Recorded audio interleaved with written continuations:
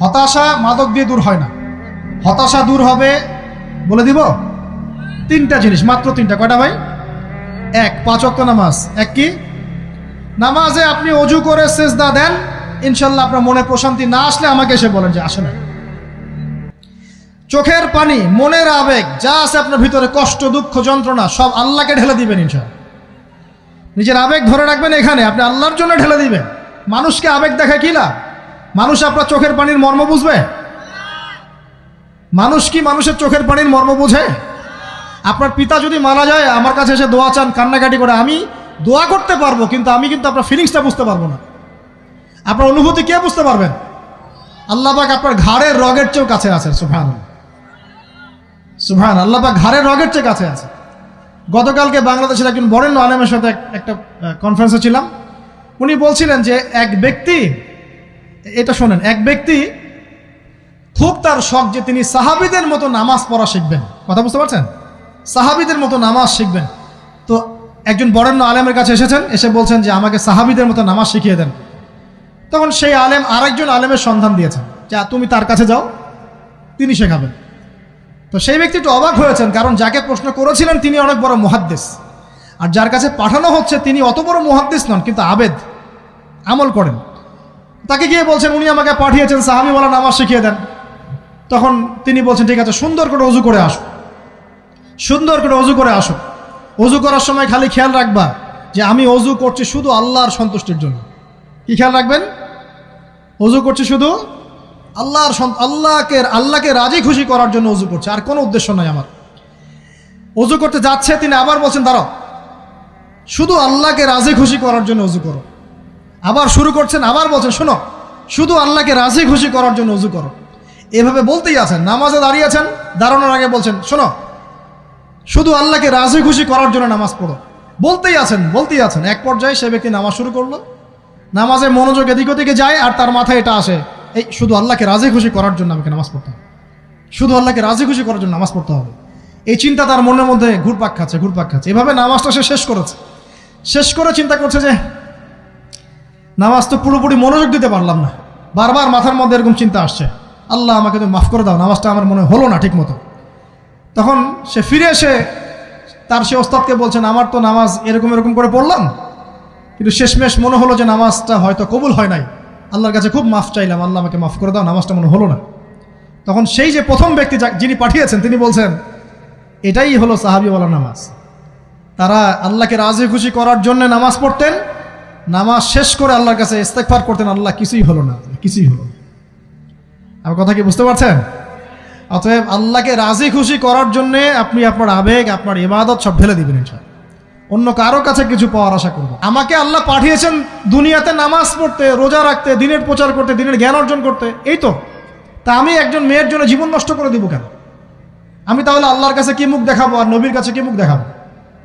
ওখানে গিয়ে বলবো আল্লাহ আমি আমার অমুক প্রেমিকার জন্য আশেক হয়ে একদম জীবন দিয়ে দিয়েছি, আত্মহত্যা করেছি। গেছে ভাই, যাইতে দেন। যে ব্যক্তি আপনার অবস্থানকে মূল্যায়ন করে নাই সে আপনার যোগ্য ছিল না। এখন আপনি কি করবেন? নিজের অবস্থান উন্নত করেন, আপনার পিছনে লাইন ধরে ঘুরবে ইনশাআল্লাহ। এটাই বাস্তবতা। দুনিয়া খুব খারাপ জিনিস। মানুষের অবস্থানকে মূল্যায়ন করে, মানুষের অবস্থানকেই মূল্যায়ন করে, কিন্তু আল্লাহ রাব্বুল আলামিন আপনাকে সর্বাবস্থায় ভালোবাসেন। আলহামদুলিল্লাহ। এই যে আমরা এখন অনেক পাপ করছি না, আল্লাহ কি আমাদেরকে আযাব দিয়ে ধ্বংস করে দিয়েছেন? আল্লাহ পাক এখনো আমাদেরকে ভালোবাসেন, রহম করেন, আল্লাহ পাক অপেক্ষা করছেন কখন তওবা করবে, আমি তওবা কবুল করব। এই কখন আমার বান্দা খালি একবার বলে আস্তাগফিরুল্লাহ, আল্লাহ পাক সাথে সাথে মাফ করে দেবেন ইনশাআল্লাহ। আর সেই আল্লাহকে ভুলে আপনি কার পিছনে ছুটছেন? আমরা কিন্তু নিয়াত করতে পারি ভাই যে আমরা যারা ওয়াজ শুনলাম জীবনে কোনোদিন সিগারেটে হাত দিব না ইনশাআল্লাহ। রাজি আছি ভাই? অন্য বড় বড় জিনিস তো বহুত দূরের কথা। আচ্ছা, অনেকে রাজি হয় নাই কেন? আপনারা কি অলরেডি আসক্ত? আমি অনেক ভাইকে দেখেছি মাশাআল্লাহ ইফতার খুলেই একদম বেনসন টানা শুরু করে। হ্যাঁ, এটা যে হারাম আপনাদের কেউ ওয়াজ করে শোনায় নাই? এটাকে কি মনে করেন আপনারা, হারাম না হালাল? কেউ বলেছে মাকরু, নাকি মাকরু ফতোয়া দিয়েছে? মাকরুহ শব্দের অর্থ জানেন আপনি? মাকরুহ শব্দের অর্থ কি একটু শোনেন। সূরা বনী ইসরাঈল খুলবেন। কোন সূরা? সূরা বনী ইসরাঈল আল্লাহ পাক বলছেন, আমি বনু ইসরাঈলকে এই কাজগুলো করতে নিষেধ করেছিলাম। কোন কোন কাজ? জেনা করো না, জেনার ধার কাছে যেও না, এতিমের মাল আত্মসাৎ করো না, শিরিক করো না ইত্যাদি। যারা আলেম আছেন তারা আমার কথা বুঝবেন। এই কাজগুলোর পরে আল্লাহ পাক বলছেন যে এই প্রত্যেকটা কাজ আল্লাহর কাছে মাকরুহ, অপছন্দের। কিসের? অপছন্দ। আর এটাকে আপনি সহজ মনে করছেন? নিয়াত করি আল্লাহ পাকের সন্তুষ্টির জন্য আমরা কোনোদিনও মাদকের সাথে সম্পৃক্ত হব না ইনশাআল্লাহ। আর বিশ্বাস করেন, শুধুমাত্র মাদকদ্রব্য নিয়ন্ত্রণ অধিদপ্তর এই আইন কানুন এগুলো দিয়ে, জরিমানা দিয়ে মানুষকে মাদক ছাড়ানো যাচ্ছে না, যাবে না। কেন যাবে না এটা আপনারা খুব ভালো করেই জানেন, আমি বলতে চাচ্ছি না। অনেক সময় মাদক বিরোধী কনসার্ট করে মানুষ, মাদক বিরোধী কনসার্টে ওঠার আগে এক বোতল ডাইল খেয়ে আসে আগে। এগুলো কি বাস্তব কথা বলছি না অবাস্তব কথা বলছি? আমাদের যুবক ভাইরা কোশ্চিনকালেও মাদকের ধার কাছে যাবেন না ইনশাআল্লাহ। একটা হাদিস খালি মনে রাখেন, এই হাদিসটা মনে রাখেন। নবী সাল্লাল্লাহু আলাইহি ওয়াসাল্লাম বলেছেন, কেউ যদি মাদকদ্রব্য সেবন করে তার 40 দিনের নামাজ কবুল হবে না। সিগারেট একটা খেয়েছি, 40 দিন নামাজ নাই। এরপর যদি সে তওবা করে আল্লাহ মাফ করে দিবেন। আবার যদি মাদক খায় আবার 40 দিন কবুল হবে না। যদি আবার তওবা করে আল্লাহ মাফ করে দিবেন। আবারও যদি খায় আবারও 40 দিন কবুল হবে না। আবারও তওবা করলে আল্লাহ আবার মাফ করে দিবেন। চতুর্থবার সে যদি মাদক খায়, আল্লাহ রসুল সাল্লাল্লাহু আলাইহি ওয়াসাল্লাম বলছেন, আল্লাহ পাক কিয়ামতের মাঠে তাকে তিনাতুল খাবাল পান করাবেন। কি পান করাবেন? তিনাতুল খাবাল। সাহাবীরা বললেন, ইয়া রাসূলুল্লাহ, এটা কি তিনাতুল খাবাল? কি? নবী সাল্লাল্লাহু আলাইহি ওয়াসাল্লাম বলছেন, এটা হচ্ছে জাহান্নামীদেরকে আযাব দেওয়ার পর তাদের রক্ত মাংসের যে পুঁজ বের হবে, এই যে ড্রিঙ্কস, জাহান্নামের হার্ড ড্রিঙ্কস, এই ড্রিঙ্কসের নাম হলো তিনাতুল খাবাল। আল্লাহ পাক আমাদের সবাইকে মাদক থেকে বাঁচিয়ে রাখে। আমল হচ্ছে কোরআন তেলাওয়াত। যে ব্যক্তি কোরআন তেলাওয়াত করতে পারে নিয়মিত, তার মনের মধ্যে এই হতাশা, এই ভীরুতা, এই কাপুরুষতা কিচ্ছু আসবে না ইনশাআল্লাহ। আমি গ্যারান্টি দিচ্ছি আপনাকে, হতাশা আসবেই না আপনার মনে যদি আপনি কোরআন বুঝতে পারেন। কোরআনের একটা আয়াত নিয়ে কোনো সময় দেখা যায় 2-3 ঘন্টা সময় পার হয়ে যাচ্ছে, আয়াতটা ছেড়ে সামনে যেতে পারছি না। কোরআনের ভিতরে ঢুকলে আপনি দুনিয়ায় ভুলে যাবেন কি হচ্ছে আশপাশে। আমি এমন অনেক আলেমকে দেখেছি যে একটা বই, পাতলা একটা বই, আরবি বই নিয়ে পড়া শুরু করেছেন, ওই যে ফজরের পরে জোহরের ওয়াক্ত হয়ে যাচ্ছে, বইটাই শেষ করতে পারেননি। বুঝতে পারবেন না, যখন আপনি ইলমের ভিতরে ঢুকে যাবেন, কোরআনের ভিতরে, হাদিসের ভিতরে, আপনার দুনিয়ার খেয়ালই নাই। একজন আলেম, তিনি এক রাত্রে একটা বই লিখেছিলেন, চটি বই, এক রাত্রের মধ্যে। বলা হচ্ছে, তার সম্পর্কে বলা হচ্ছে যে রাতের খাবার তাকে দেয়া হয়েছে যে আপনি এটা খেয়ে নেন। তো সে খাবারটা পাশেই আছে, খাবারটা খাবো, এটা লিখে খাবারটা খাবো, এরকম তার চিন্তা ছিল। ফজর হয়ে গেছে, বই লেখাও শেষ, খাবার এই অবস্থায় পড়ে আছে, ডুবে গেছেন ভিতরে, খাওয়ার মাথায় তার খেয়াল নাই। এরকম হয়। একজন মনীষী, বিখ্যাত মনীষী, রিয়াদুস সালেহীন কিতাবের রাইটার, সংকলক আল্লামা নববী রাহিমাহুল্লাহ, এরকম সারা রাত চলে গেছে, পাশে 2টা খেজুর, ওই 2টা খেজুর খাওয়ারই সময় পান। হাদিস নিয়ে গবেষণা করতে রাত পার হয়ে গেছে। আমি বলতে চাচ্ছি, যখন ইলমের ভিতরে, কোরআন হাদিসের ভিতরে ঢুকে যাবেন, আপনার দুনিয়ার খেয়াল আপনার চলে যাবে ইনশাআল্লাহ। এই টেনশন, হতাশা, এই সেই বাদ, তখনই আল্লাহ পাক আপনাকে তার পক্ষ থেকে রহমত দিবেন, বরকত দিবেন, আল্লাহ আপনার দুনিয়ার কাজগুলো করে দিবেন ইনশাআল্লাহ। তখন দেখবেন কেউ আপনার দুনিয়ার ওই কাজটা করে দিয়েছে, কেউ ওই কাজটা করে দিয়েছে, কেউ বাসায় খাবার পাঠিয়ে দিয়েছে, আল্লাহ পাকই এগুলো করাই দিবেন ইনশাআল্লাহ। তো প্রিয় ভাইরা, মাদকে যাব না আল্লাহর কাছে আসবো? 2 নাম্বার কোরআন তেলাওয়াত, 3 নাম্বার আল্লাহর জিকির। 3 নাম্বার কি ভাই?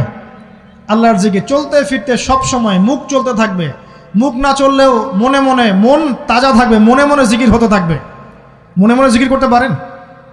মুখ নড়বে না, কিন্তু মনে মনে আপনার একটা জিকির হতে থাকবে, সুবহানাল্লাহ বা আলহামদুলিল্লাহ, লা ইলাহা ইল্লাল্লাহ, আল্লাহু আকবার। পারা যাবে? পারে। মানুষের মন কখনো চুপ করে থাকে না, কিন্তু মানুষের মন অলওয়েজ কিছু না কিছু চিন্তা করতে থাকে না, যতক্ষণ না ঘুমায় মানুষ। তো প্রিয় ভাইরা, বেশি বেশি জিকির করবো, সুবহানাল্লাহ, আলহামদুলিল্লাহ, লা ইলাহা ইল্লাল্লাহ, আল্লাহু আকবার, লা হাওলা ওয়ালা কুওয়াতা ইল্লা বিল্লাহ, এগুলো চলতে থাকবে। আল্লাহ পাক তৌফিক দান করুন, আমিন। আমরা আমাদের সমাজে যুবকদেরকে এরকম টিকটকে দেখছি, অনলাইনে আসক্ত দেখছি, জেনায় আসক্ত দেখছি, পর্নোগ্রাফিতে আসক্ত দেখছি। আমরা দেখছি আমাদের যুব সমাজকে মাদকে আসক্ত, কিশোর গ্যাংয়ে আসক্ত।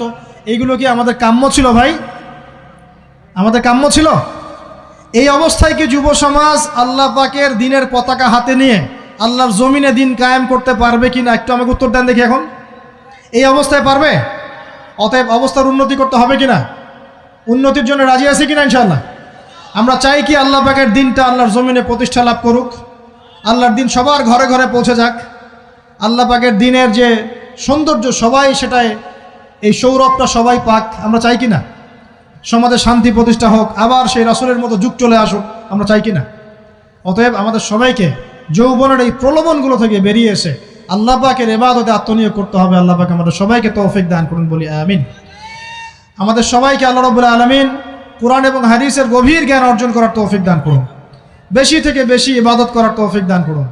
আল্লাহ পাক সবাইকে হারাম সমস্ত রিজিক থেকে বাঁচিয়ে রাখুন, জেনা, ব্যভিচার এবং নারীর ফিতনা, মাদক থেকে আল্লাহ বাঁচিয়ে রাখুন।